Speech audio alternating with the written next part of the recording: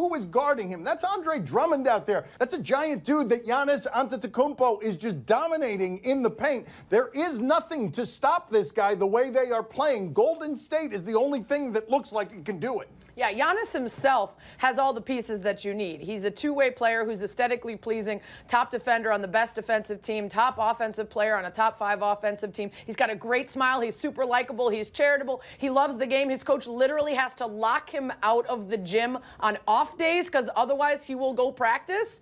But unfortunately, his name is Giannis Antetokounmpo, and he has an accent, and Americans are stupid. So no, he'll probably never be the biggest star, but he should be. Can I say something sarcastic to the Pistons? Yeah, go ahead. Nice job. It was sarcastic. Yeah? Hell of a job. Is it a bad sign for the Rockets that they choked last night? Oh, come on. They didn't make any shots in the fourth quarter, and Donovan Mitchell was great for Utah, and it was nice punctuation for Donovan Mitchell instead of a loss to have Kyle Korver defend him that way, and then in the fourth quarter last night, he plays that way and takes the game away from Houston. The thing I'm surprised by in this next round involving Houston is that the Warriors are minus 360. They are a giant favorite against the Rockets. They're a bigger favorite against the Rockets than the Bucks are against the Celtics. I know many of you do not believe in the Rockets because of their history, because James Harden, if he had shown up in a finals many, many years ago, maybe Durant, Westbrook, and him are still together in OKC, but last night doesn't show you much of anything in terms of Houston choking. The first 3 games are more emblematic of what that team has been like for the last 6 weeks. Yeah, I mean, I don't think we're worried about them in this series, but I think you can take a look at some of the things that happened in this game and see if it will portend anything in the next series. For one,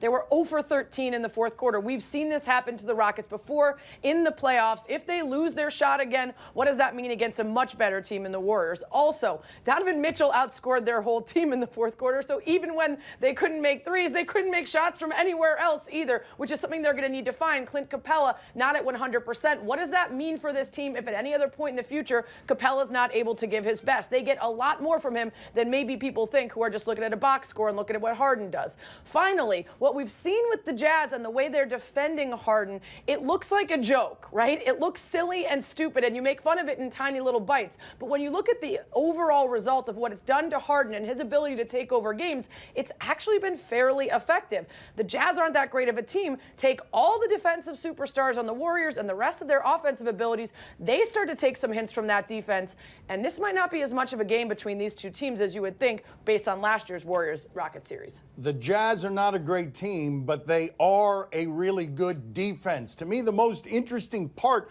of this entire series is it reflects the evolution of this sport in terms of 80% of the scoring is either being done in the restricted area or behind the three-point line. You got no one playing like Melo does out there. Thank God. So nobody's going to give credit to the real hero of that game? Who is it? Ricky Rubio. He got 18 points, about 12 assists, and I don't know how many rebounds, you know. Yes. And I told you one thing, he neutralized the running beer. In the last 2 games, he has neutralized the running beer. So he got the running beer's number. You know, I'm telling you something, they turned the corners, and now the Jazz are for real. You know, I'm really getting tired of not getting any credit for pointing out how great Ricky Rubio is, you know. I was the one who discovered him in ESPN. Nobody knew his name until I arrived about 10 years ago, 8 years ago, you know. What is the more attractive coaching situation for Monty Williams, the Suns or the Lakers? Ooh. I mean, this is a disguised LeBron question. You guys aren't fooling me. You guys don't want to talk about Monty Williams and his career. The thing that was interesting about the Suns firing is that organization has been mismanaged for a very long time. It's as irrelevant an organization right now that you will find across sports, and they just fired their coach who had international success and came over here with pedigree after a single season and not giving him any players. The best job for Monty Williams, obviously, would be the one with a real superstar in LeBron James. Okay, except for the fact that he's going to get there. He's going to be emasculated by a superstar who has a history of coach killing. They're going to expect him to win right away, even if they don't give him enough pieces to do so. On the other hand, if he gets to the Suns, I think they're going to expect him to win right away, too, because this is going to be their 7th coach in 8 seasons. So somehow they have expectations for coaches there to do something with nothing in a way that no one outside of the Suns can understand. Is there an option C?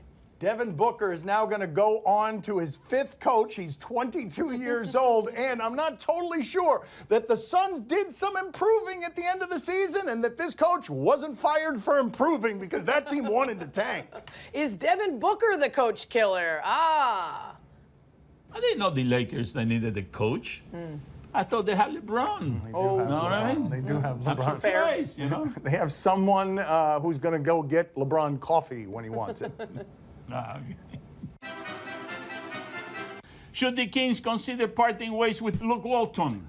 Wow, the precipitous decline of Luke Walton happened relatively quickly. He had the best winning percentage at Golden State for a coach when he sat in for Steve Kerr. And now this accusation makes an appearance from a reporter who says, and this is a civil suit, that we're talking about sexual battery. The Sacramento Kings found out about this at the same time as the rest of us. The Lakers didn't seem to know anything about it. And now Walton's people are smearing the woman by saying she's an opportunist, which is what always happens in job protecting situations when powerful men are in trouble. In 2019, this kind of thing creeps up on you in a way that can be hard to survive if your organization doesn't already think you have value and doesn't want to support you. I don't know what the Kings are going to do. We should wait for more details, as everyone will have to here. If the Kings act prematurely on this, it wouldn't be totally surprising to me in 2019. Yeah, this is difficult for a league like the NBA that makes a name on being the most progressive of our sports leagues. Men's sports leagues, that is. Now, it's too soon for them to fire Luke Walton, in my opinion. There needs to be an investigation. There needs to be looking into the details of this case. But they do need to handle it correctly in the meantime. They need to protect against the smearing of the alleged victim. They need to be wary of the ways in which they themselves defend and or talk about Luke Walton. And we all need to wait and let it play out with the people who actually have the facts. If you are already reaching to defend him, if you are reaching to attack her, just wait. And that's what we should always do in these cases, is respect both sides. And I think that's the only thing the NBA can do right now, too. Was it Bush League that Mark Carlson toast Bryce Harper for chirping him from the dugout? Chirping there is the word. I feel like there was shipping. There might have been some handling there as well. Bryce Harper comes out with the poofy hair. This is what it looks like when the gel is not in it. And this is the first ejection for the Phillies since 2015. But it is Bryce Harper's 12th ejection. 12th. He is a young player still. Listen, it's a bad call. But if you're Harper and you're still mad about what happened to you 4 batters earlier, and you get tossed over this in a game that you're very much needed, I don't blame Jake Arrieta for coming out afterwards and trying to set a precedent and say, this is different. In Philly, you're not going to keep getting ejected and taking yourself out of games that we need you in. And also, that hair is really distracting. Can we get back to the gel? It is great hair. It is helmet hair. It looks like it was shaped by that batting helmet. Again, 12 ejections for this guy. I'm not saying the ump was right. Rarely are they right when they're prickly in these situations. And of course, you don't want to throw out the superstar. But Bryce Harper has a reputation that has been earned on this subject. Can I say something sarcastic to Bryce Harper? Yeah, sure. Bryce job. Coming up next on Highly Questionable,